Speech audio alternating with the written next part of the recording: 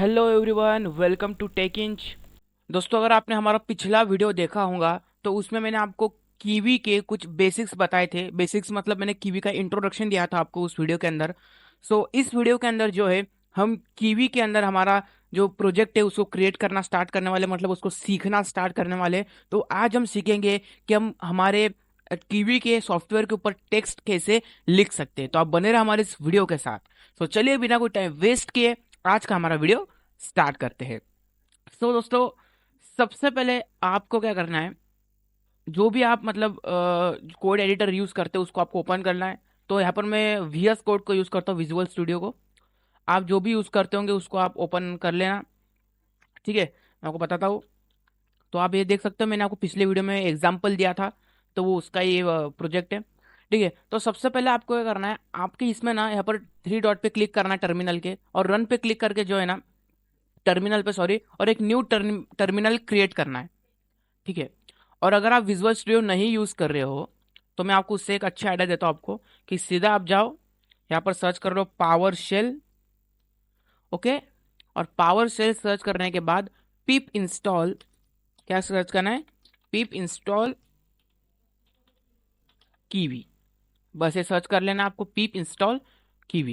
यहाँ पर आप देख सकते हो कि रिक्वायरमेंट ऑलरेडी सेटिस्फाइड, मतलब ये जो कीवी मॉड्यूल है ये मेरे इसमें ऑलरेडी इंस्टॉल किया हुआ है। तो आप इसको पिप इंस्टॉल कीवी से इंस्टॉल कर लेना। ठीक है, प्लीज इसको इंस्टॉल कर लेना आप। ठीक है, तो चलो हम मेन बात करते हैं कि अभी हम हमारा जो फर्स्ट प्रोजेक्ट है वो स्टार्ट करते हैं। तो आप यहाँ पर देख सकते हैं मैंने वीडियो 1 नाम से एक न्यू फाइल क्रिएट की है। यहाँ पर हम आ जाते हैं। सबसे पहले हम यहाँ पर क्या बात करने वाले हैं, तो मैं आपको बताना चाहता हूँ, अगर आपको बेसिक्स पता है HTML का। ठीक है, मैं क्या बोल रहा हूँ, अगर आपको HTML का थोड़ा भी बेसिक्स पता है, ठीक है, तो आपको जो है ना सीखने में बहुत आसानी होगी। अगर नहीं भी पता है तो कोई दिक्कत की बात नहीं है। तो अगर आपको HTML का थोड़ा बेसिक्स पता होंगे तो आपको एक बात पता होगी कि HTML कोडिंग करने से पहले हमको क्या करना पड़ता है। हमको सबसे पहले HTML कोडिंग स्टार्ट करने से पहले हम कुछ इस तरीके से, देखो,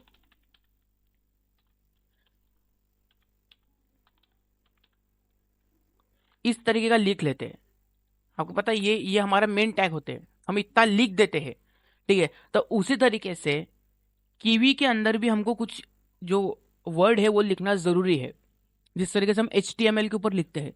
तो कीवी के अंदर हमको लिखना पड़ता है फ्रॉम कीवी, एक सेकंड, वो इसका क्या प्रॉब्लम है यार, from kiwi dot app import app. और याद रखना, जो ऐप का जो फर्स्ट वर्ड है वो कैपिटल चाहिए। ठीक है, ये करना है आपको। और उसके बाद एक क्लास को डिफाइन कर देना है। ठीक है, अब आप बोल रहे होंगे सर ये क्लास क्या है ना, ये कीवी क्या है, ये हमको कुछ भी पता नहीं चल रहा है। तो ठीक है, तो जिस तरीके से हम HTML के ऊपर ना ये लिखते हैं जरूरी, HTML उसके अंदर सब लिखते हैं, तो उसी तरीके से ये समझ लो कि ये लिखना जरूरी है। तो सबसे पहले हम क्लास देते हैं, और क्लास के बाद हमें हमारा एक कस्टम नाम देते हैं, कुछ भी। मान लो मैं यहाँ पर देता हूँ एक टेकिंच नाम से एक एक क्लास दे देता हूँ। ठीक है, डिफाइन कर लेता हूँ इस क्लास को। उसके बाद ब्रैकेट लगाना है, और ये जो ऐप आपने लिखा है ना ऊपर, उसी को यहाँ पर आपको डालना पड़ेगा। तो मैं लिखता हूँ ऐप, उसके बाद ये दो डॉट देना है आपको इस तरीके से। उसके बाद उसको एंटर करना है, और एंटर करने के बाद आपको यहाँ पर लिखना पड़ेगा डिफाइन। उसके बाद लिखना पड़ेगा BUI। और जैसा वैसा इतना ही लिखोगे तो विजुअल स्टूडियो के अंदर आपको देखो नीचे ना एक सजेशन शो होगा। ठीक है, तो जैसे आप इस पर एंटर करोगे तो ये पूरा का पूरा यहाँ पर लिख कर आ जाएगा। ठीक है, तो ये लिखना जरूरी है। आप बोलोगे सर मुझको कुछ पता ही नहीं चल रहा, सॉरी भाई, मुझको मुझे पता चल ही नहीं रहा कि आप तू क्या लिख रहा है। तो आप वो टेंशन मत लो, जिस तरीके से HTML के ऊपर हम लिखते हैं ना उसी तरीके से इसमें लिखना जरूरी है। आप इतना समझ लो फक्त बस। और उसके बाद हमें जो क्लास है इसको कर देंगे रन।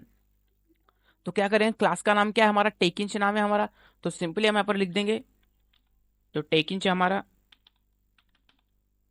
इस तरीके से दो, उसको ऐसे ब्रैकेट लगा देंगे, डॉट लिखेंगे और रन करके इसको इस तरीके से छोड़ देंगे। ओके, तो थोड़ा नीचे कर लेता हूँ। बस इतना आप कर लो।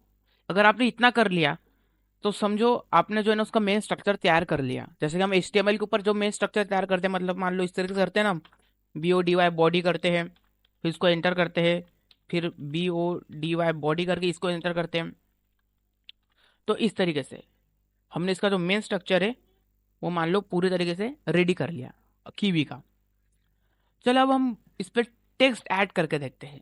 ठीक है, अगर मैं इसको यहाँ पर रन करता हूँ ना, चलो मैं इसको रन करके देखता हूँ यहाँ पर क्या होता है। देखो मैं आपको दिखाता हूँ। जैसे मैं इसको रन करूंगा तो देखो एक ब्लैक स्क्रीन आ गई, कुछ भी नहीं इसके ऊपर। ठीक है, अब हम इसके ऊपर टेक्स्ट ऐड करेंगे। सो टेक्स्ट ऐड करने के लिए हमको कीवी के UIX मॉड्यूल से लेबल को इंपोर्ट करना होगा।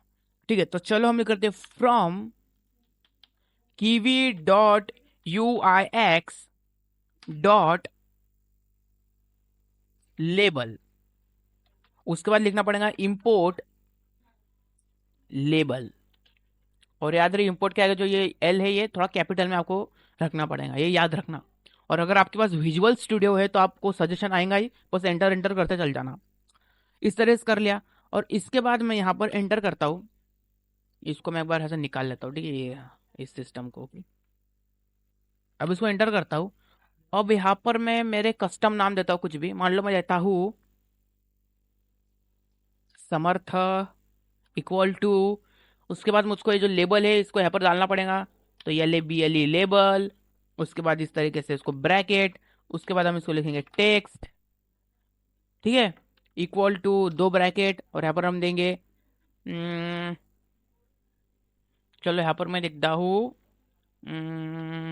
Subscribe 1 inch. ओके, अब इसको मैं यहाँ पर रन करता हूँ। रिटर्न के अंदर याद रखना, सॉरी, रिटर्न के अंदर मुझको समर्थ को डिफाइन करना पड़ेगा, रिटर्न समर्थ। अब मैं इसको यहाँ पर रन करता हूँ। तो देखो यहाँ पर लिखा है सब्सक्राइब टेक इंच, आया ना? अच्छा है। ठीक है, अब मान लो भाई मुझको जो है ना ये जो बैकग्राउंड है ना ये कलर चेंज करना है। ठीक है, ये जो बैकग्राउंड का जो कलर है ये चेंज करना है। तो बैकग्राउंड में जो आ रहा है ना ये कलर, सो इसके लिए भी हमको क्या करना पड़ेगा, फ्रॉम कीवी के अंदर से हमको कोर मॉड्यूल से, याद रखना core, CORE dot window import करना होगा। और उसके आगे हमको इंपोर्ट विंडो जो है कैपिटल में लिखना पड़ेगा। देखो ये विंडो यहाँ पर आ ही रहा है, तो इसको मैं इंपोर्ट कर लेता हूँ। हो गया, कुछ दिक्कत तो नहीं आ रही यहाँ पर, प्रॉब्लम विंडो ओके। ठीक है, एक बार देखता हूँ कुछ प्रॉब्लम तो नहीं है। ठीक है, अभी देखो, अभी सबसे पहले मुझको यहाँ पर लिखना पड़ेगा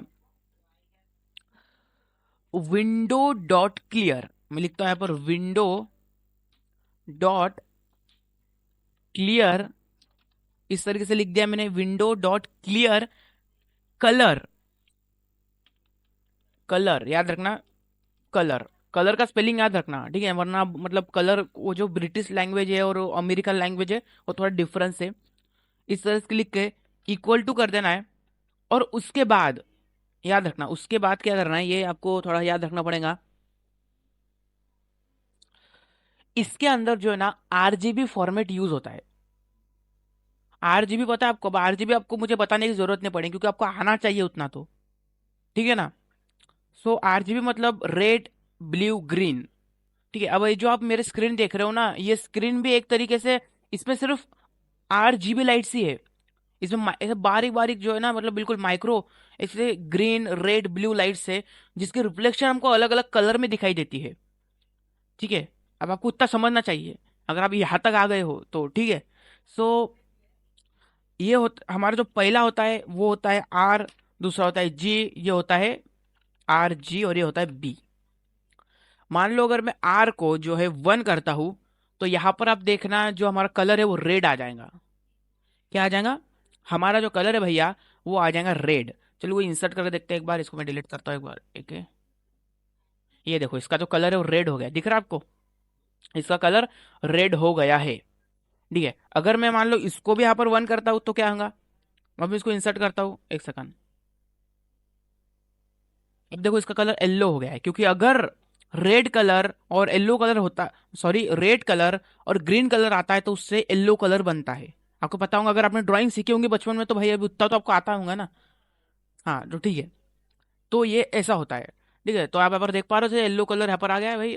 ठीक है, और अगर हम मान लो सब कुछ जीरो जीरो कर देते हैं तो जीरो जीरो का मतलब होता है कुछ भी नहीं, और कुछ भी नहीं का मतलब होता है ब्लैक कलर। ठीक है, तो ये आपको समझना जरूरी है।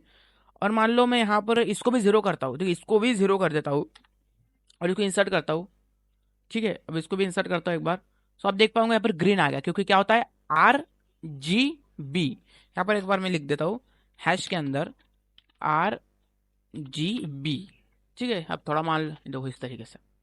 सो आपको ये समझना जरूरी है। और उसके बाद और एक पैरामीटर आता है आपके ओपिसिटी के लिए। एक पैरामीटर आता है ओपेसिटी के लिए, अगर आप इसको जीरो करते हो, जो लास्ट का होता है ना वो होता है ओपेसिटी।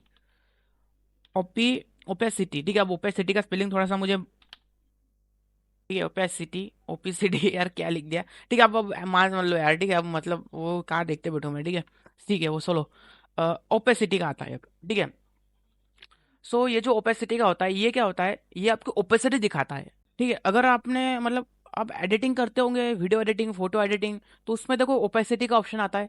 अगर आप उसको कम ज्यादा करते हो तो उसकी जो ब्राइटनेस है वो कम ज्यादा होती है थोड़ी थोड़ी।